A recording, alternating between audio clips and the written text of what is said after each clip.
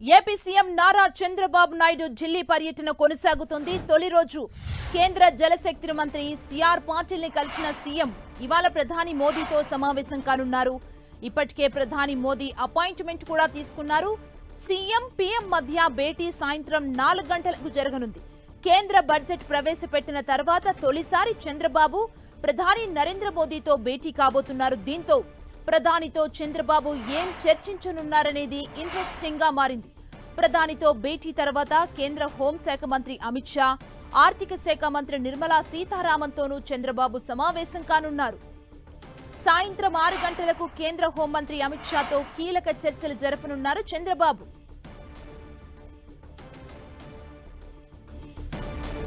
అమిత్ షాతో భేటీ ముగిసిన తర్వాత రాత్రి 7 గంటలకు కేంద్ర ఆర్థిక మంత్రి నిర్మలా సీతారామన్తో భేటీ అవుతారు.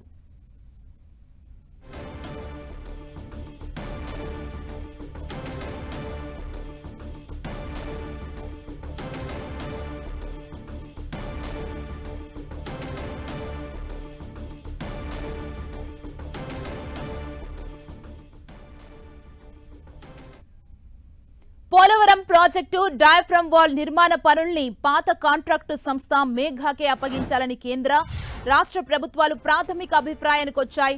శుక్రవారం కేంద్ర జలశక్తి మంత్రి సిఆర్ పాటిల్ తో సీఎం చంద్రబాబు జరిపిన భేటీలో దీనిపై చర్చించి ఏకాభిప్రాయానికి వచ్చినట్లు తెలిసింది. మేఘా సంస్థ 2022 నాటి ధరల ప్రకారమే 73,000 క్యూబిక్ మీటర్ల డయాఫ్రమ్ వాల్ నిర్మాణానికి సిద్ధంగా ఉండటంతో ప్రభుత్వంపై అదనపు భారం పడదని, దీంతో పాటు కొత్తగా టెండర్లు పిలిచి కొత్తవారికి ఎంపిక చేసేందుకు పట్టే సమయాన్ని ఆదా చేయొచ్చని నిర్ణయించినట్లు సమాచారం. త్వరలో దీనిపై తుది నిర్ణయం తీసుకుని మేఘాకే పనులు అప్పగించే అవకాశం ఉన్నట్లు రాష్ట్ర జలవనరుల శాఖ మంత్రి నిమ్మల రామానాయుడు వెల్లడించారు.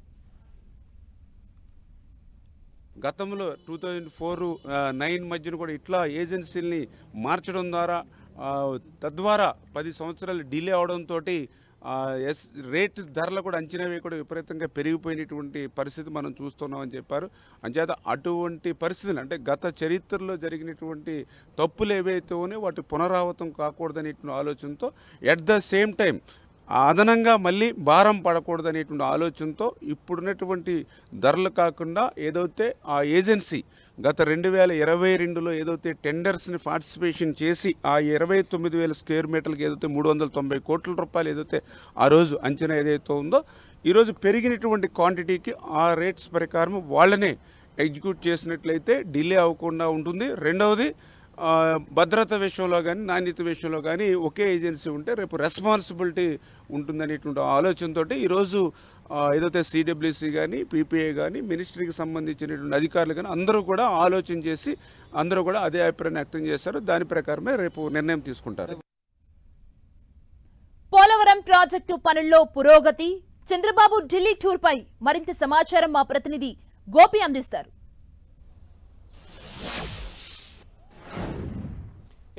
ఆంధ్రప్రదేశ్ ముఖ్యమంత్రి నారా చంద్రబాబు నాయుడు ఢిల్లీ పర్యటన 2వ రోజు కొనసాగుతోంది. నిన్న కేంద్ర జలశక్తి మంత్రి సిఆర్ పాటిల్తో సుదీర్ఘంగా చంద్రబాబు, అలాగే కేంద్ర మంత్రులు రామ్మోహన్ నాయుడు, అలాగే భూపతిరాజు శ్రీనివాస వర్మతో పాటుగా నిమ్మల రామానాయుడు వీరంతా కూడా సమావేశం అవ్వడం జరిగింది.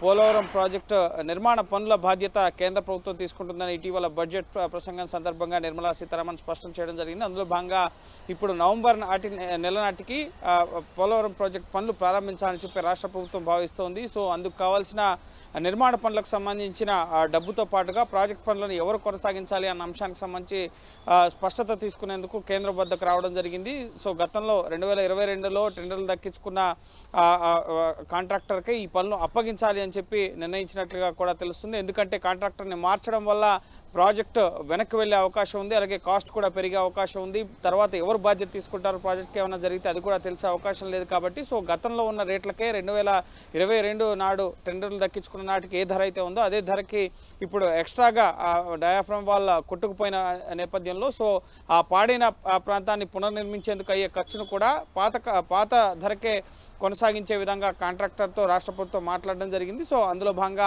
ఆ సంస్థకే పాత కాంట్రాక్టర్కే అప్పగించాలని చెప్పి నిర్ణయం కూడా తీసుకోవడం జరిగింది. సో దీనిపైన నిన్న సుదీర్ఘ చర్చలు జరిగాయి. ఇక ఈ రోజు సాయంత్రం 4:30 గంటలకి ప్రధాని నరేంద్ర మోడీతో ఇటు చంద్రబాబు నాయుడు భేటీ కాబోతున్నారు.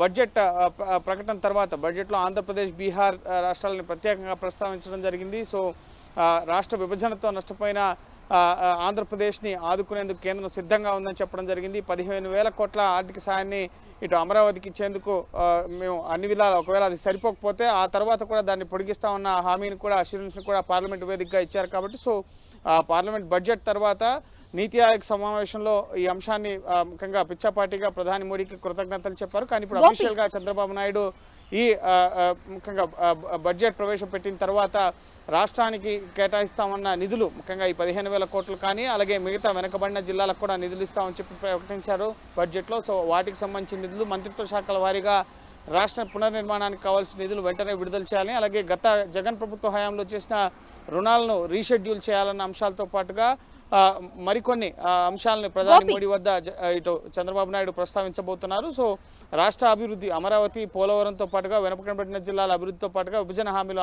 అమలు చేయాలని చెప్పి ఈరోజు ప్రధాని దృష్టికి, అలాగే అమిత్ షా, నిర్మలా సీతారామన్, అలాగే పలువురు కేంద్ర మంత్రులను కూడా ఈరోజు చంద్రబాబు కలవబోతున్నారు.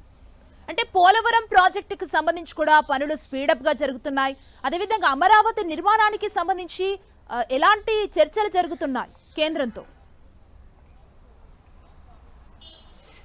ఎస్, పోలవరం ప్రాజెక్ట్ ఇప్పుడు సీజన్ వేస్ట్ కాకుండా ఉండాలంటే కనుక త్వరితగతిన కేంద్ర ప్రభుత్వం నిర్ణయం తీసుకుంటే పనులు వెంటనే ప్రారంభించవచ్చు. ఈ వర్షాకాలం అయిపోయిన తర్వాత నవంబర్ నాటికి వర్షాలు తగ్గుతాయి కాబట్టి గోదావరిలో వరద ఉధృతి కూడా తగ్గుతుంది కాబట్టి సో పనులు వేగవంతంగా ప్రారంభించినట్లయితే కనుక 2-3 ఏళ్లలో ప్రాజెక్టు పురోగతిలోకి వస్తుంది అని చెప్పి ఇటు రాష్ట్ర ప్రభుత్వం భావిస్తుంది. అదే అంశాన్ని కేంద్రం దృష్టికి తీసుకెళ్లడం జరిగింది. అందులో భాగంగానే వడివడిగా పోలవరం నిర్మాణ పనులు త్వరగా పూర్తి చేయాలి, డయాఫ్రామ్ వాల్, కొత్త డయాఫ్రామ్ వాల్ నిర్మించాలన్న రాష్ట్ర కేబినెట్ నిర్ణయాన్ని కూడా కేంద్రానికి తెలపడం జరిగింది. కాబట్టి సో పోలవరం వరకు కొంత క్లియరెన్స్ అనేది రాష్ట్ర ప్రభుత్వం దక్కించుకోవడం జరిగింది. ఇక నిధుల విడుదల విషయంలో ఈరోజు ప్రధాని అలాగే ఆర్థిక మంత్రిని కూడా కలవబోతున్నారు. కాబట్టి పోలవరంకి 12,500 కోట్ల నిధులను రాష్ట్ర ప్రభుత్వం అడుగుతుంది. అది పెండింగ్ ఖర్చు చేసిన నిధులు కానీ, లేక ఇప్పుడు డయాఫ్రామ్ వాల్ నిర్మాణానికి సంబంధించి ఇతర పనులకు సంబంధించిన నిధులు, పోలవరం నిర్మాణానికి సంబంధించి ఈరోజు ప్రధాని మోడీని అలాగే ఆర్థిక మంత్రి నిర్మలా సీతారామన్ చంద్రబాబు కోరబోతున్నారు. అలాగే అమరావతి నిర్మాణానికి సంబంధించి కూడా ప్రపంచ స్థాయి ప్రతినిధి బృందం ఇటీవల రాష్ట్రంలో పర్యటించడం జరిగింది. అమరావతి నిర్మాణానికి సంబంధించి బాధ్యత తీసుకుంటాం, 15,000 కోట్లను, అంతకు మించి నిధులను కూడా ఇస్తామని చెప్పడం జరిగింది. కాబట్టి సో ఆ అంశాన్ని కూడా ప్రధాని వద్ద ప్రస్తావించి సో రాష్ట్ర పునర్నిర్మాణానికి సంబంధించి అది పోలవరం కానీ, అమరావతి కానీ, వెనుకబడిన జిల్లాల అభివృద్ధి కానీ, అలాగే మంత్రిత్వ శాఖల వారీగా రాష్ట్రానికి రావాల్సిన నిధులు, రాష్ట్ర వాటా నిధులు, వీటన్నిటినీ కూడా బడ్జెట్ తర్వాత బడ్జెట్లో ఏవైతే చెప్పారో సో వాటన్నింటినీ కూడా వెంటనే విడుదల చేస్తే రాష్ట్ర అభివృద్ధి ముఖ్యంగా వేగంగా ముందుకెళ్లే అవకాశం ఉంటుందన్న విషయాల్ని ప్రధాని మోడీ అలాగే కేంద్ర మంత్రుల దృష్టికి చంద్రబాబు తీసుకెళ్లబోతున్నారు. అలాగే పెట్రోలియం శాఖ మంత్రి హర్దీప్ సింగ్ పూరిని కూడా ఆయన కలిసే అవకాశం కనిపిస్తుంది. విదేశాంగ శాఖ మంత్రి ఎస్ జయశంకర్ని కూడా కలిసే అవకాశం కనిపిస్తుంది. సో ఓవరాల్గా బడ్జెట్ లో ఏపీకి ప్రత్యేక నిధులు కేటాయించడం పట్ల కృతజ్ఞతలు తెలపడంతో పాటుగా కేటాయించిన నిధులను వెంటనే విడుదల చేసే విధంగా చంద్రబాబు ఢిల్లీ పర్యటన అనేది కొనసాగుతోంది. Thank you Gopi.